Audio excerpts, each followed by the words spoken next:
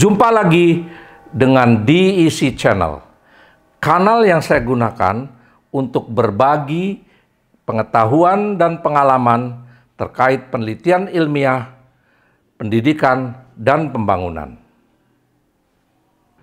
Pada sesi ini, saya akan melanjutkan pembahasan tentang penelitian, terutama terkait dengan pengujian parameter instrumen pengumpulan data untuk mengumpulkan data kuantitatif. Pada sesi yang lalu, kita sudah menjelaskan bahwa instrumen yang digunakan untuk mengumpulkan data kuantitatif itu harus diuji validitas, reliabilitas, dan untuk instrumen-instrumen tertentu harus diuji daya pembeda dan diuji pula tingkat kesulitan setiap butir soal. Pada sesi ini akan dibahas tentang bagaimana menguji reliabilitas dari instrumen yang akan digunakan untuk mengumpulkan data kuantitatif. Perlu diketahui bahwa konsep reliabilitas itu adalah terkait dengan apakah skor atau angka yang diperoleh dari hasil pengukuran menggunakan instrumen itu konsisten. Artinya, kalau dia konsisten, berarti menggambarkan bahwa skor itu adalah skor yang sebenarnya. Ketidakkonsistenan itu dianggap sebagai error atau kekeliruan dalam pengukuran.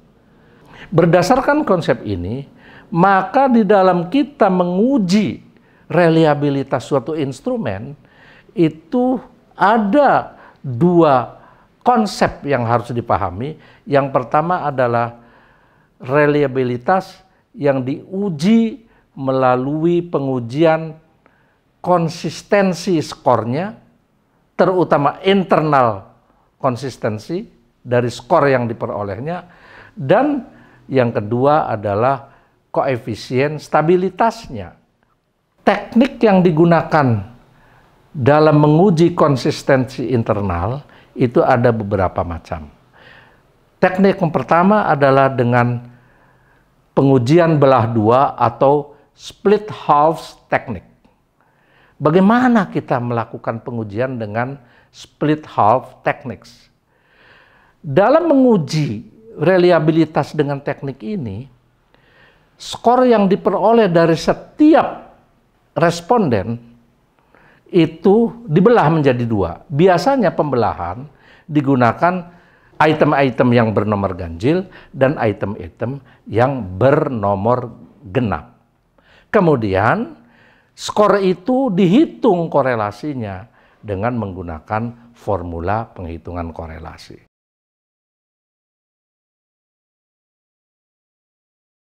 Setelah koefisien korelasi diperoleh, harus ditindaklanjuti dengan menghitung apa yang disebut dengan Spearman double length formula atau rumus pelipat gandaan yang dikembangkan oleh Spearman Brown. Dengan formula ini.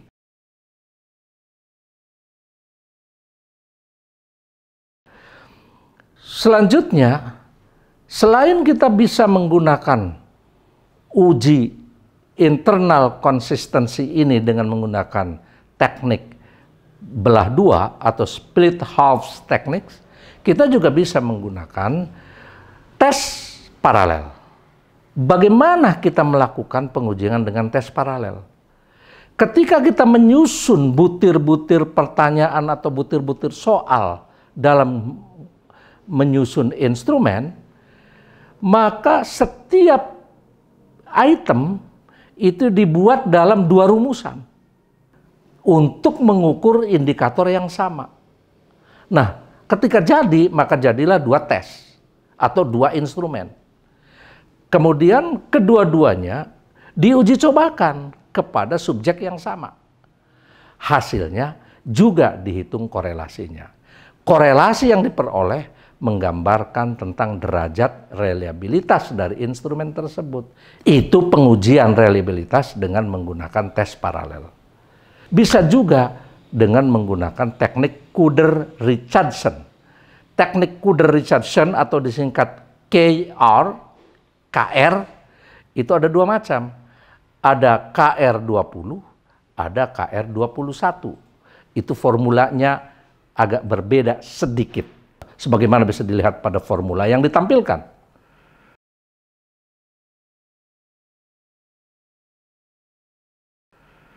Atau bisa juga kalau tes itu tidak menghasilkan skor yang bersifat dikotomus. Skor dikotomus itu adalah skor 1, 0.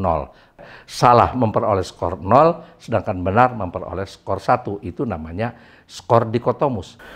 Apabila instrumen penelitian itu tidak menghasilkan skor yang bersifat dikotomus, seperti halnya skala, baik skala sikap, skala rating, atau jenis-jenis skala yang lainnya, ataupun jenis instrumen itu berbentuk tes uraian yang tidak menghasilkan skor dikotomus, maka pengujian derajat reliabilitasnya menggunakan formula Cronbach-Alpha. Sebagaimana formula yang ditampilkan.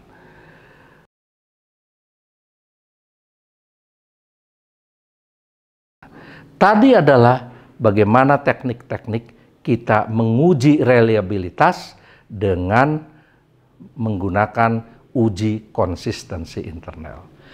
Selain itu, dalam menguji reliabilitas instrumen, kita juga bisa menggunakan teknik yang disebut dengan coefficient of stability atau koefisien stability.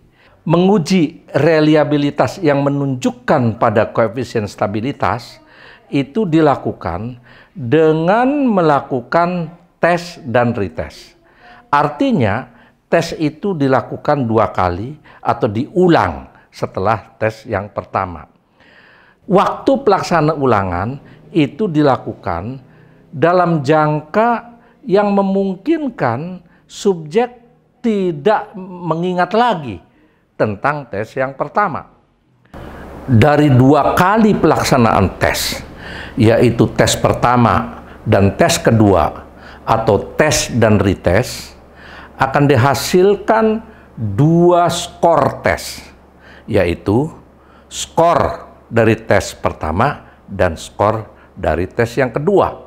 Selanjutnya, skor dari masing-masing subjek dihitung korelasinya dengan rumus korelasi yang juga seperti yang dilakukan dalam menghitung korelasi untuk kepentingan yang lain.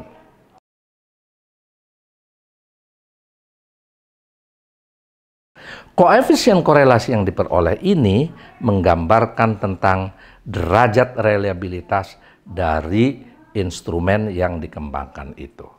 Kita juga perlu menganalisis tentang daya pembeda atau discriminating power dari setiap butir-butir pertanyaan atau setiap butir-butir soal yang akan dibahas pada sesi berikutnya. Demikian pembahasan tentang bagaimana menguji reliabilitas dari instrumen yang akan kita gunakan dalam melaksanakan penelitian. Terima kasih.